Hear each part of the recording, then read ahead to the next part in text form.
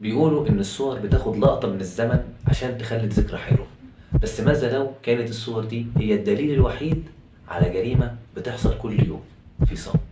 تخيل تفتح ألبوم صور قديم وبدل ما تبتسم تلاقي إن كل صورة هي توثيق لروح بتنطفي. مفيش دم، مفيش كدمات ظاهرة، بس في دمار نفسي ملوش علاج. رواية النهاردة مش مجرد قصة مأساوية هنقراها ونعيط عليها شوية ونقفل الكتاب. دي رواية بتعرينا وبتقول لنا إن العنف مش دايما ضرب وزعيق، العنف أحيانا بيكون في سكوتنا. أهلا بكم في عاد الكتاب، والنهاردة معانا رواية هتكسر كل الثوابت، رواية بين المكسورين للكاتبة ألايدي فينتورا ميدينا. عايزك تركز معايا ويلا بينا.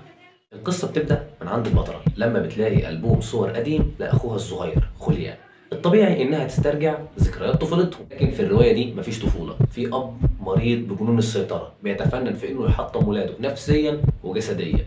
لكن المدهش هنا مش شخصية الأب هو الكليشيه اللي بنشوفه في مجتمعات كتير، السلطة اللي بتدمر تحت مسمى التربية.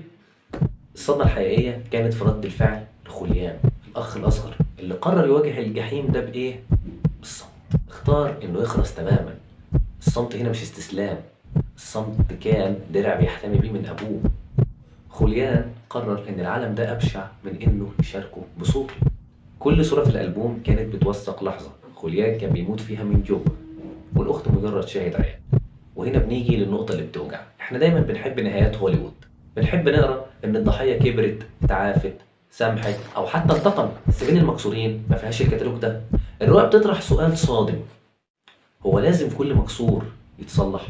الكاتبة بتقدم لنا واقع فج، في ناس بتتكسر بس ما بتتصلحش تاني. خوليان اتكسر، والأخت اللي بتحكي القصة برضه انكسرت لأنها عاشت بعقدة الذنب. ذنب إنها ما قدرتش تحمي أخوها، وذنب إنها كانت بتحاول تنجو بنفسها. العنف الأسري اللي الرواية بتناقشه مش بس بيشوه الضحية، ده كمان بيخلق نسوخ جديدة. انت كقارئ بتلاقي نفسك واقف في النص مش قادر تحكم. هل بتتعاطف مع خوليان اللي استسلم للصمت، ولا بتلوم الأخت اللي سكتت عشان تعيش؟ رواية بين المكسورين أو انتر لوسروتوس مش رواية بتتقرأ عشان تستمتع، رواية بتتقرأ عشان تفهم ازاي التشوهات النفسية توارث وبتعيش معانا. الترجمة كانت ممتازة ونقلت الإحساس بالخنقة واليأس اللي الكاتبة كانت قصدها. لو انت بتدور على قصة تلهمك وتديك طاقة إيجابية، الكتاب ده مش ليك. لكن لو انت عندك الشجاعة الكافية ان انت تبص في المراية وتشوف الجانب المظلم من العلاقات الأسرية، فالرواية دي هتسيب فيك أثر مش هيروح بسهولة. في النهاية بعد ما تخلص قراءة الرواية دي هتبص لأي صورة عائلية عندك في البيت نظرة تانية خالص.